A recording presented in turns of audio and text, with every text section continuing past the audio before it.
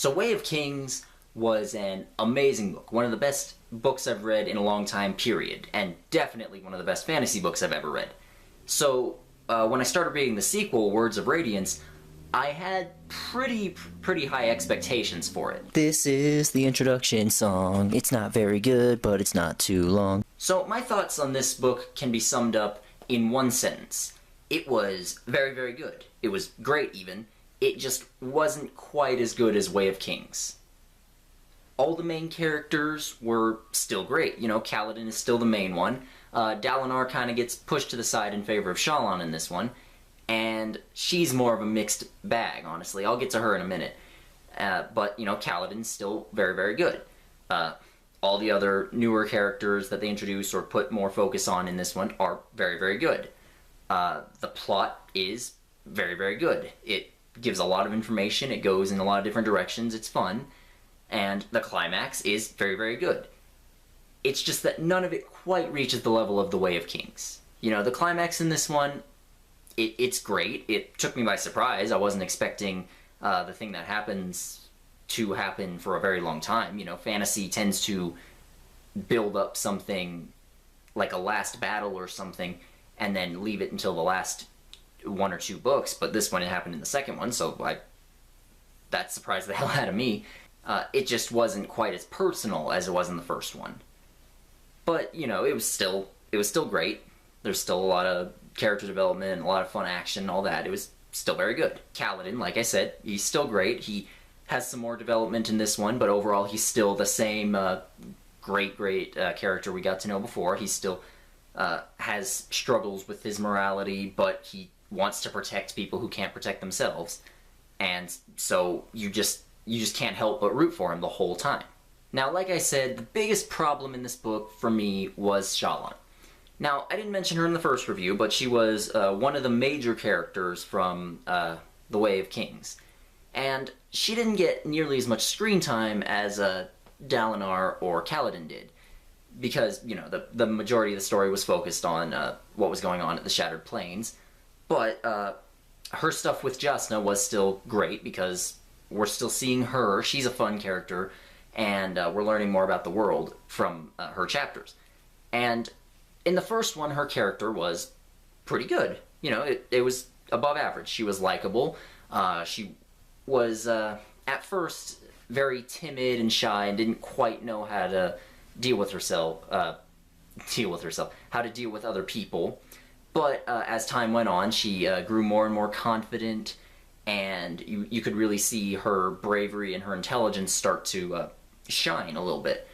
And in this one, at first she's great because it's continuing that tradition. Like, near the beginning of the book, she actually gets engaged to Adolin, who's Dalinar's son.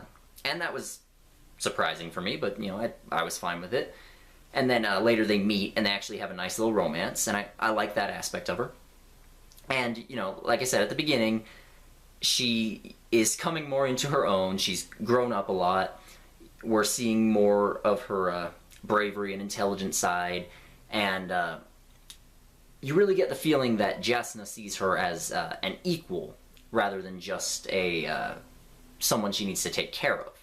You know, and, you know, Jasnah is obviously a brilliant woman who looks down on a lot of people, so that's saying quite a lot about her right there. But then, and this is very early on, so it's not a spoiler, Jasnah dies, like, very close to the beginning of the book, which, you know, took me by surprise. And after that, Shallan is kind of on her own. Like, she's the only one that needs to investigate Urithiru, and which is the city that was the seat for the Knights Radiant, way back in the day. And she's also the only one that seems to believe that the Parshmen are actually the Voidbringers. And so, for the majority of the book, she's investigating that and trying to find proof of it so that she can tell other people about the danger and help them. And now that she's on her own, we see her have to grow up even more, and she has to, you know, work on her own, and she has to manipulate people at times and just do crazy shit that it would have been unthinkable to her near the beginning of the first book. And so that aspect of her is great, actually. like I said, she's a mixed bag. She has the good parts, but then once we get into the bad stuff, that's what really just fucking irks me. In this one, Shallan seems to suffer from the woman is always right syndrome, and that's not a problem with her character so much as it is with the writing of the book itself. Like, you had this a lot in Wheel of Time. Like, and that one it made a little bit more sense because their society was kind of matriarchal, you know? Like, every time a man tried arguing with a woman about something, like, even main male characters arguing with just side characters that were women, it seems like they would always be proven wrong somehow, and then the woman would have some snide remark or some snide thought about how, men are so simple. And, yeah, that irked me a lot because almost every female character in Wheel of Time was like that. Like, I know that might sound crazy to people who haven't read it, because there's literally hundreds of women characters in there, but just almost all of them were fucking insufferable for that very reason. Like, at the beginning of the series, Egwene was fine, because, you know, she was actually a pretty normal teenage girl, but then as time went on, she just started looking down on other people more and more. And, like, it wasn't just men either, it was other women as well, and and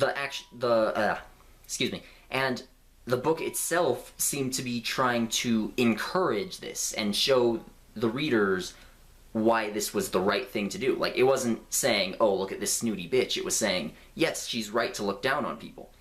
And, oh man, I went on a tangent there for a minute.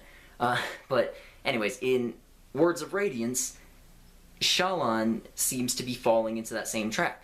Like, every time that she has a disagreement with another character, particularly Kaladin, which really irks me, because he's amazing.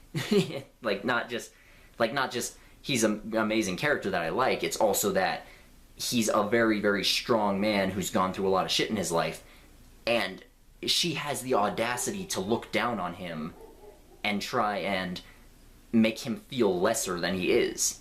And that just annoys the hell out of me. There's a really long section of the book where Shallan and Kaladin are alone together, and they're sort of talking to each other, and they actually have like a heart-to-heart moments, and they mention their backstories a little bit. And some of these I liked, some of the heart-to-heart I liked, because it was, you know, they're kind of friends, but not really. But when they start comparing how bad their lives have been up to this point, it's really no fucking contest, okay? Like, I didn't particularly like Shallan's backstory in this, either. Like, it was kind of boring up until the end, and it just wasn't nearly as intense as Kaladin's was. And then, when they're talking about it, she reveals some of the things that has happened in her life, and Kaladin actually legitimately says, "This woman is stronger than I've ever been." Motherfucker, no, she isn't. Okay, listen, she's done some hard shit, okay, sure, and she has grown up a lot in this book, like I said, that was fun to watch, or read, I should say, but no, she isn't, okay? You spent even the beginning of The Way of Kings, not the beginning of The Way of Kings, but the first time we see him in flashbacks, he's training to be a surgeon, so that he can save people's lives. Like, he always wanted to save people's lives and protect people. And then, as time goes on, that never changes. Up until we see him at the beginning, and, you know, he's a slave. And, you know, that's obviously really, really shitty for him, and so he's just a broken man. But then, even then, it mentions that he's tried to break other slaves out, and break himself out in the process. Like, even completely broken, he's still doing things that most people would never even be able to consider or at least not seriously consider. And then he becomes a bridge man, and at his lowest point, he is about to commit suicide, and then he realizes, no, I'm not going to do that. And so he takes his oath, I will protect those who cannot protect themselves, and he holds on to that. Like, well, okay, they don't say it right away that he took that oath, but, you know, he basically did. And, and the majority of the book is just him trying to protect Bridge 4 and turn it into a fighting force. And then, you know, he does that. And then at the end, he has an opportunity to run away with his friends, and he doesn't take it. Instead, he goes willingly into a battle, which he knows he has very little chance of winning, and he risks his lives and his friends' lives to save the lives of a bunch of strangers that they've never met before. Like Dalinar and his army and all them. And he barely even hesitated before he did that. He is one of the mentally strongest people that I've ever read about in any book ever. And to compare that to Shallan's relatively okay life, well, okay, I shouldn't say relatively okay, it was still shitty. I'm not saying she doesn't have a right to complain, but to try and claim that she is somehow stronger than Kaladin, like, that one line in this book kind of drops it down to below Way of Kings for me. Just that one line, because it's trying way too hard to make Shallan look like a perfect character, or maybe not perfect character, but it's trying way too hard to make her look infallible when compared to Kaladin. And it just feels like an overcorrection to me. Like, Brandon Sanderson might have thought that Shallan was gonna seem like too much of a helpless woman in this, and that she wouldn't really do anything, and he wanted to make her a bit of a stronger character, but he accidentally just made her kind of insufferable at times. But like I said, it's just a mixed bag. So, sometimes she's great, and sometimes she's horrible, so I just really don't know how to say it about her, but all the horrible bits did really drag this down for me. So, still a great still a great book in a great series, I should say. And obviously, if you went all the way through Way of Kings, then definitely read this one, because it's great too. Just not quite as good. So, obviously, comment, subscribe, and I guess like the video and shit too. So, yeah, I'll see you guys later.